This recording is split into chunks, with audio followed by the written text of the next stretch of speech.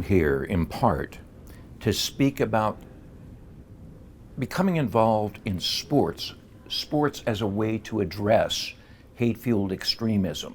Talk to me about that. You know, so much of what I do on a daily basis is because I have a mandate to prevent genocide, and to do so, I look at situations of concern around the world.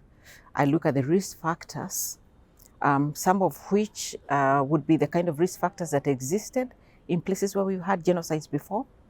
But also, I looked at risk factors from a predictive analysis perspective.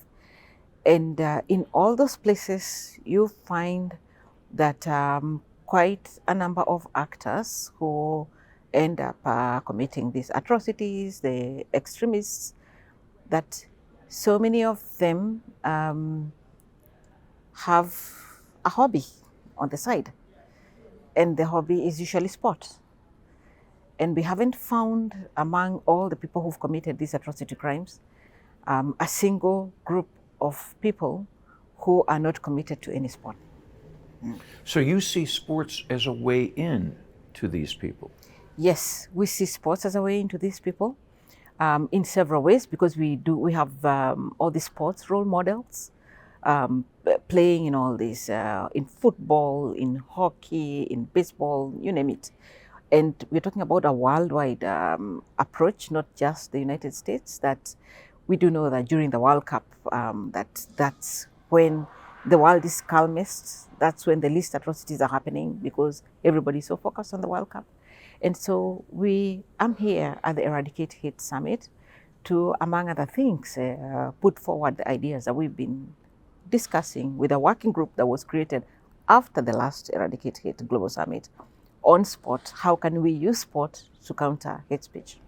Are you getting any sort of initial feedback from the professional sports leagues? Are they on board with this idea? Yes, it's been amazing. I never expected to see what I've seen in the last 1 year. We had these conversations with Laura Ellsworth about what is it where we can do with sports teams. And I must tell you, it all came from when I was living at the airport, in the Pittsburgh airport.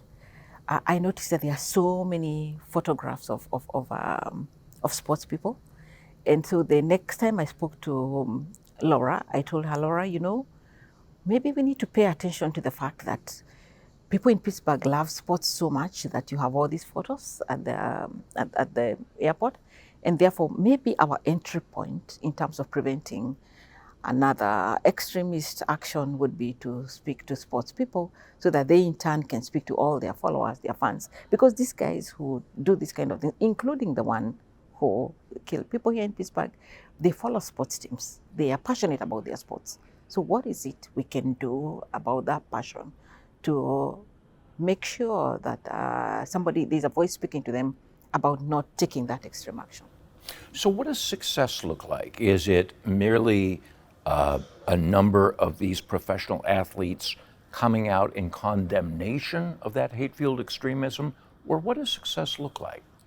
Success looks like, and which is difficult to measure because you do not know what exactly you prevented, but success does look like us going through a period of, say, 5 years to begin with no attacks, so that we know that there's so much energy that's going on right now around radicalizing, around getting people into extremist groups, and that if we are able to counter what they're planning, because we do know what they're planning, because we follow all the time the plans that they have, but if we are able to counter and stop further attacks from happening, then we would measure that as success.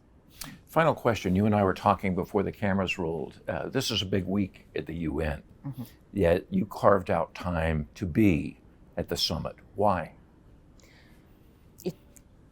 My office is the UN Global Focal Point for Hate Speech. The UN Secretary General Antonio Guterres launched a plan of action in 2019, and he mandated my office to lead on hate speech. And he did so for the reason that in all previous genocides, the Holocaust, hate speech was preceded, accompanied, and actually followed the actual crime of genocide. And so people take hate speech for granted. People sometimes use stereotypes and prejudices and think that they can take this for granted. But the fact that every single crime of genocide that's been committed in the world, the key risk factor was hate speech. It was first voiced, and sometimes it's voiced in dehumanizing. It speaks about the Tutsi people as cockroaches that need to be killed. It describes the Rohingya people in Myanmar as fleas that need to be removed. So it's extremely important then that when a conference that is titled Eradicate Hate Summit is held, that I should be there. But more important than that was that last year I came here and I plan to come and parachute in and out like we do for many conferences because we have such packed calendars.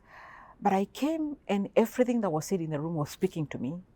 And when I looked at the program, everything in the program was actually something that could be translated into actual policy by the United Nations. And so it became very important for me to come back again, and I wish I could stay, but unfortunately I can't. We have high-level week. We have all the presidents in the world that are converging in New York tomorrow. And it's so important that we are having this conversation with people who've actually been in extremist groups, with people who've actually provided solutions in terms of moving forward, with people who've survived extremist attacks. It's very rare to find that combination of people in one room.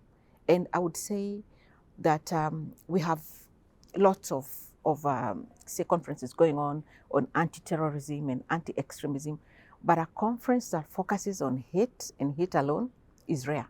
So I'm here to be part of this history that's being made here, but also to network and also to support as much as possible the great work that has been initiated by the people of Pittsburgh. Well, we appreciate not only your presence, but you taking the time to talk to us right now. Thank you very much. Thank you. Thank you. I appreciate it too so much. Thank you.